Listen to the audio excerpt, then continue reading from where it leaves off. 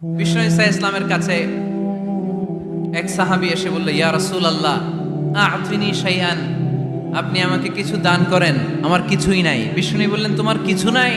সাহাবী বললেন, ইয়া রাসূলুল্লাহ ঘরে আমার শুধু দুইটি জিনিস আছে। কয়টা? চিল্লায় বলেন, কয়টা? এক হচ্ছে একটা জামা, দুই হচ্ছে পানি খাওয়ার একটা জগ। বিষ্ণু বললেন, এই দুইটাই নিয়ে আস। বিশ্বনবীর কথা শুনে ওই সাহাবী ঘর থেকে জামা নিয়ে আসলেন, পানি খাওয়ার জগ নিয়ে আসলেন।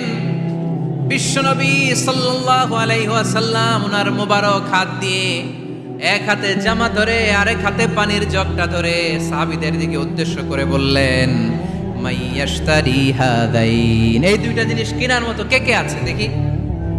কয়েকজন হাত তুলল। বিশ্বনবী বললেন, কত দিয়ে কিনবা?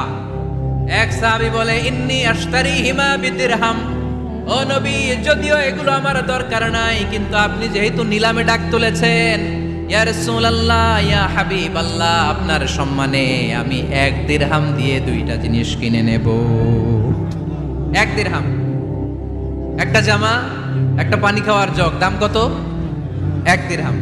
বিশ্বনবী বললেন, না না, 1 দিরহাম তো অনেক কম হয়ে যায়, মাইয়াজিদু আলা যালিক, এর চেয়ে বেশি দামে কে কিনবা?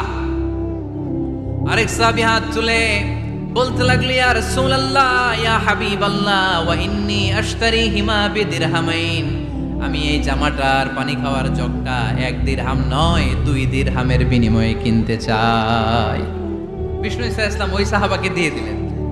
দিয়ে 2 দিরহাম নিয়ে যে লোকটা ভিক্ষা করতে এসেছিল তার হাতে 2 দিরহাম দিয়ে বললেন, যাও 1 দিরহাম দিয়ে ঘরে খাবার কিনে দিয়ে আসো, আরেক দিরহাম দিয়ে একটা কুঠার কিনে নিয়ে আসো। শুনতেছেন? কি কিনে নিয়ে আসো?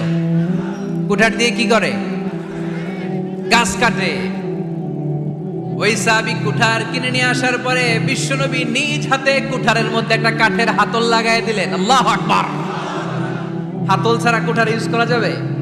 বিশ্বনবী নিজ হাতে ওই কুঠারের ভেতরে একটা হাতল লাগায় দিলেন আর বললেন, লা উরিদু আন আরাকা 15 আইয়াম, এই কুঠার নিয়ে জঙ্গলে যাও, গায়ে অনেক শক্তি আছে, কাঠ কাটো, এই কাঠ কেটে বাজারে বিক্রি করো, সামনের 15 দিন যেন আমি আমার চোখের সামনে তোমার না দেখি। বিশ্বনবীর পরামর্শ অনুযায়ী কুঠার নিয়ে ওই সাহাবী জঙ্গলে চলে গেলেন।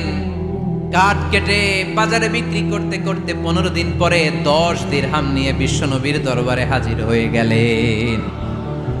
10 দিরহাম নিয়ে বিশ্বনবীর কাছে হাজির হয়ে গেলেন। সাহাবী এসে বলল, ইয়া রাসূলুল্লাহ এখন আর আমার ভিক্ষা করা লাগে না, আমার গায়ে অনেক শক্তি আল্লাহ দিয়েছে, আই এম ভেরি এনার্জেটিক।